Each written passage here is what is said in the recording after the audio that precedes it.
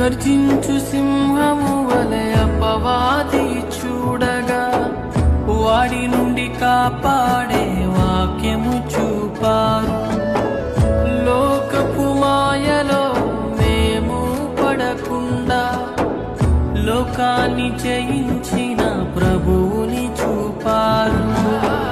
కన్నీటి అనుభవమే విశ్వాసీ ఆయుధమని, యేసే శరణమని, ఆయన కొరకు బ్రతకమని. కన్నీటి అనుభవమే విశ్వాసీ ఆయుధమని, యేసే శరణమని, ఆయన కొరకు బ్రతకమని. తీరని వేదనతో రగిలే గుండెలతో మాడిన కడుపులతో చెదరిన బ్రతుకులతో అలసిన ముఖములతో ఆగిన స్వరములతో రోదన ధ్వనులతో కఠినుపవాసముతో